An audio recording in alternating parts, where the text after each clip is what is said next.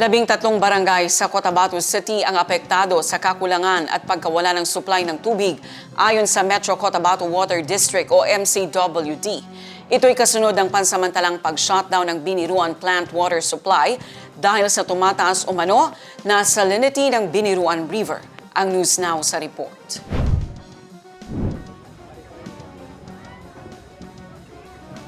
Ganito ang sitwasyon sa ibinahaging video ng mga residente sa Purok Bagong Silang, Sesame Street, Rosary Heights Street, Cotabato City. Makikita ang mga nakapilang balde at lalagyan ng tubig habang ang ilan ay nag-aabang ng ipinamamahaging tubig. Ayon sa pamunuan ng Metro Cotabato Water District, ang dahilan ng water interruption at pagbabago ng water schedule ay ang pansamantalang pagsara ng Biniruan Plant Water Supply noong April 10. Since April 10 pa po na marami pong mga apektado, actually 13 barangays po ang affected dahil yung ating isang bulk water supplier na plant, yung Biniruan Bulk Water Supply, is nag-temporary shutdown siya last April 10. Ang cause naman ng shutdown is tumaas yung salinity level ng Biniruan River. So, yung Biniruan Bulk Water Supply is nagkikater siya exclusively sa 13 barangays. Yung banggitin ko, Poblacion Mother Barangay, Poblacion 2, 3, 4, 9, and portions of 8, Poblacion 8.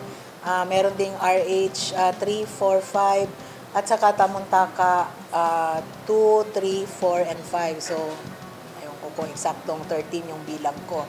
So, yun siya, exclusively binibigyan ng water service ng Biniruan Bulk Water Supply. So, ayun po, dahil doon, syempre yung mga tao na nakasanayan nila, siguro yung iba 24-hour service or 12-hour service, ngayon nakakaranas na sila ng late night na pag-agas ng tubig, minsan madaling araw, and minsan yung located sa high elevated na areas, yun, hindi talaga sila nakakakuha ng tubig sa ngayon. Agad naman na nagkaroon ng aksyon ng pamunuan sa nasabing problema sa supply ng tubig. So yung immediate action na ginawa ng Water District is, aside doon sa pag-open ng valves, since pag-open ng valves hindi pa rin sapat, nag-deliver kami ng water sa mga different barangays na affected. Meron kaming isang water tanker, and then tumutulong din yung Bureau of Fire Protection, at saka sa hapon naman, since hindi naman pwede sa umaga, yung Filipino-Chinese Volunteer Fire Brigade. So happy kami kasi nag-commit din yung Barm Ready na by Saturday or tomorrow na ito, nag-commit sila na tutulong sila para sa pag-deliver ng tubig sa different barangays na affected. Binigyang linaw din ng Metro Cotabato Water District ang ilan pang mga issue bukod sa kakulangan sa tubig, kabilang ang amoy at pagkalabo ng tubig sa ilang lugar.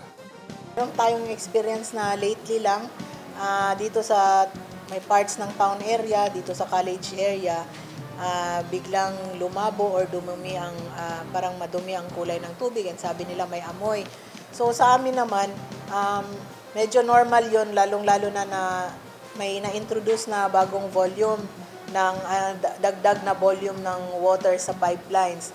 Kasi lalo na pag mahina ang pressure, so yung hindi talaga normal po talaga yan na may nagsesettle na mga sediments sa ilalim ng pipelines, and then pag pasukan mo ng bagong volume ng tubig, malakas ang pressure, ang tendency po yan is nag-create siya ng turbulence. So nabubulabog yung mga sediments doon, kaya yun na yung result din ng pag-open din namin ng mga valves para madagdag na supply sa mga areas na affected.